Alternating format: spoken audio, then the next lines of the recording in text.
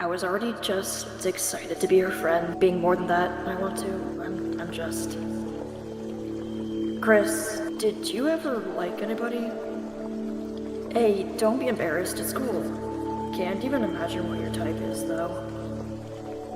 Human or monster. Hey, don't start me like I'm stupid. This scene got me thinking about a lot of the previous chapters and the relationships between all these characters. I've always seen Deltarune as a lighthearted game that didn't need overly complicated dynamics. Not that they were shallow on the surface, but I never expected them to be much deeper than they needed to be. However, throughout the game, we've been given countless interactions and moments of development that reveal more about each character's psyche. We get small glimpses into their personalities, emotions, and even the way they think. I think nearly every character has shown us far more to analyze than we initially realized. Even Kris, who has always been the most mysterious member of the cast, has become much more expressive over the last two chapters. This might even explain what happened in their past that shaped them into who they are today. But chapter 5 is where this aspect of the story really shines. What especially stood out to me is that this chapter feels far more personal than any of the previous ones. Because of that, there's been a lot of discussion surrounding the different ships in Deltarune, and that's kind of what I want to talk about today. I'm not saying any of this with certainty, but judging by the way the story has been progressing, it makes me wonder how Toby is setting up these relationships for future chapters. Whether it's to create emotional conflict, drama, or something else entirely. It's definitely caught my attention. Let's go all the way back to chapter 1, and start with the most obvious example, Ralsei. Ever since we first met him, we've seen how much he cares about the party. He immediately seems to admire Kris, and gets flustered surprisingly easily around them. In fact, if you walk right up to Ralsei and simply wait, he'll eventually blush. This small detail led a lot of people to believe that Ralsei has had a crush on Kris ever since the very beginning of chapter 1, maybe even from the very first moment they met. And there are plenty of other interactions that seem to support that idea. Whenever you show Ralsei any kind of affection, whether it's giving him a ribbon, hugging him, or choosing a dialogue that compliments him, he responds with those adorable blushing expressions that make him seem incredibly bashful.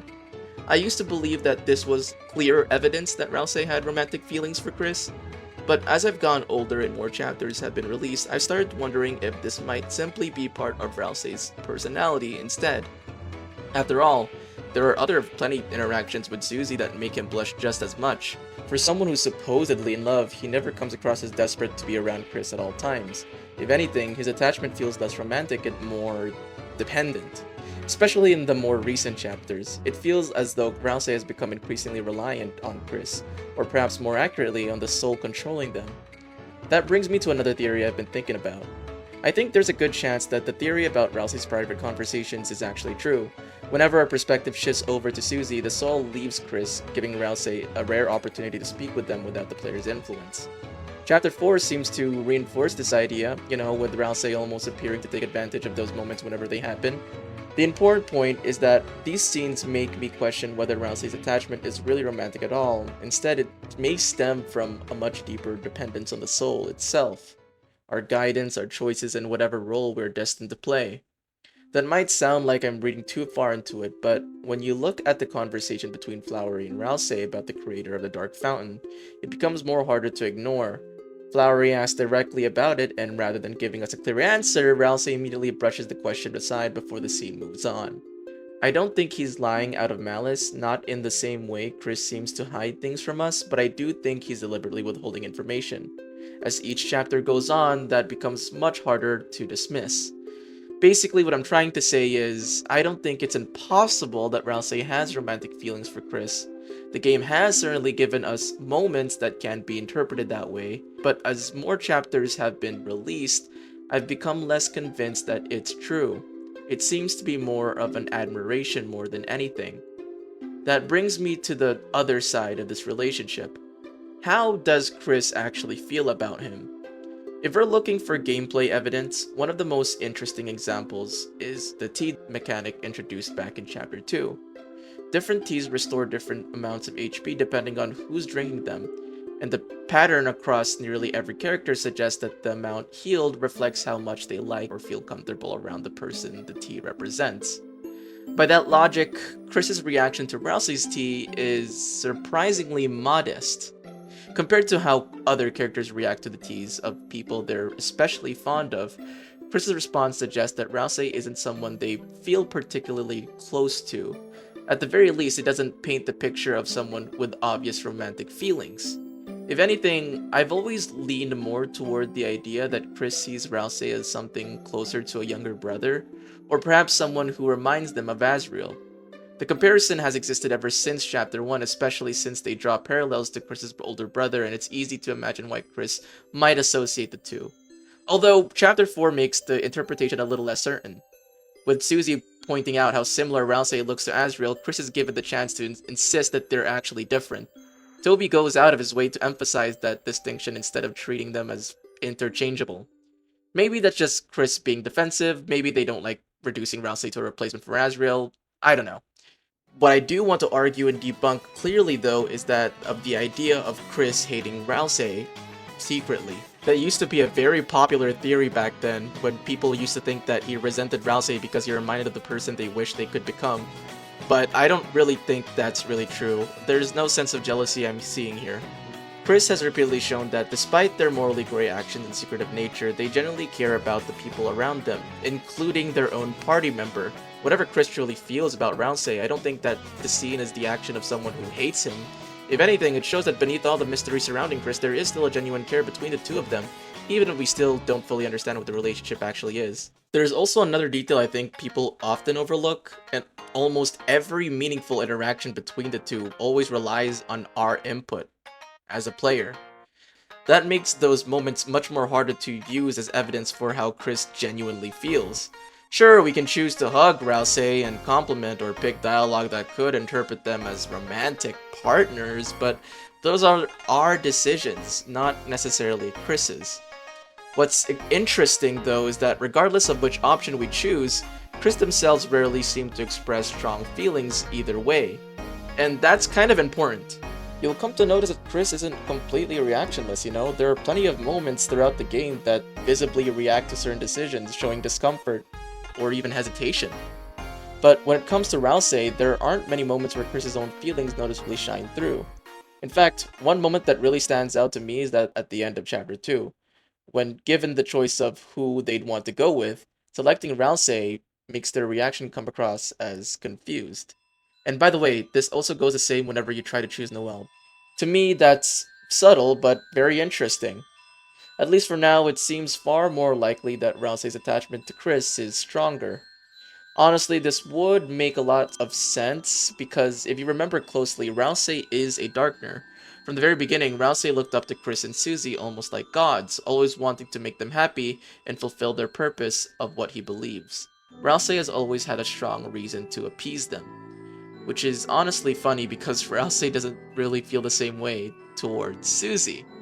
Let's talk about Susie, shall we? At this point, I think it's pretty fair to say that she is the real main character of Deltarune.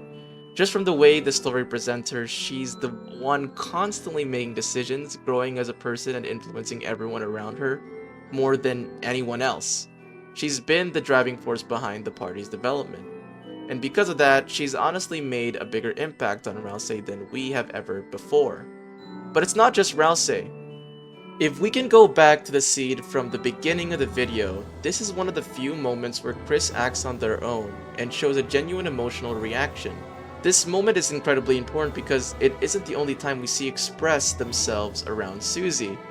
In fact, if you look at all of Kris's dialogue options involving Susie throughout the game, they consistently feel the most natural and genuine. We know that even if we're the ones making choices, some of the dialogue options seem to align more closely with what Kris themselves would actually want.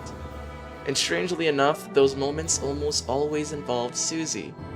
Even when you choose teasing or sarcastic dialogue like making fun of Susie in Chapter 3, Kris's response comes across as playful rather than mean-spirited. And let's not forget all of the willing actions that they do on themselves whenever they try to help Susie or protect them.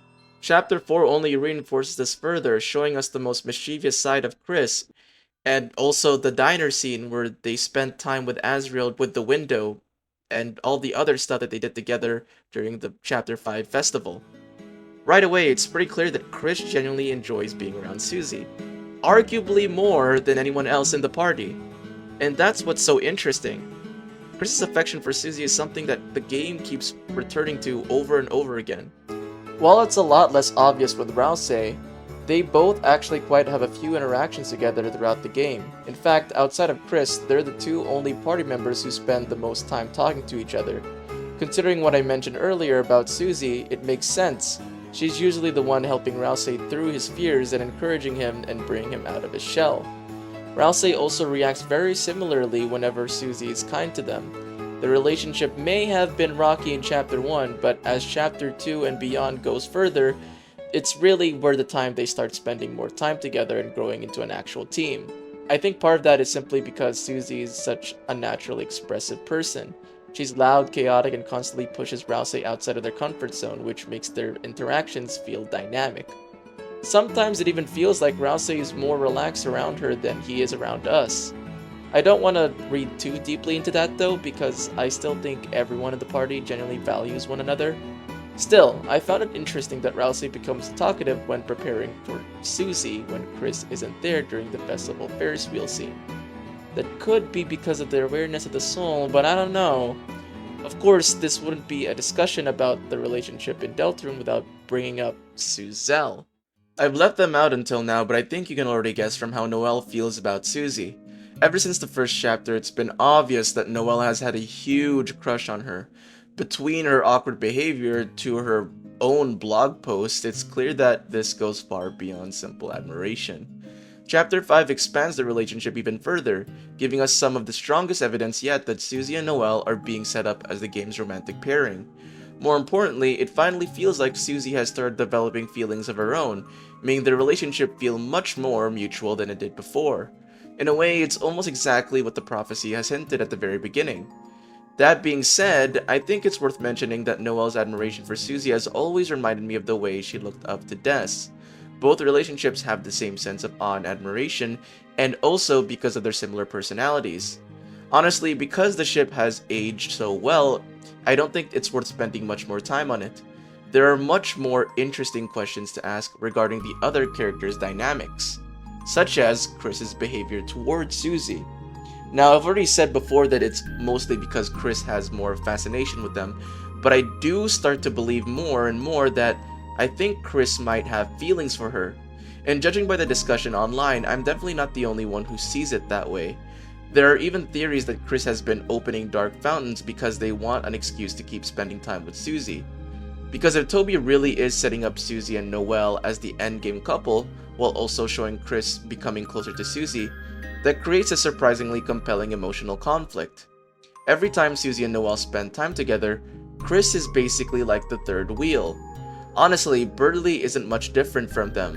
Back in Chapter 2, Birdley was clearly interested in Susie as well. Now he's watching the person he likes grow closer to Noelle, the very same person he also had feelings for previously then. It starts to resemble less like a romance and more like a love triangle.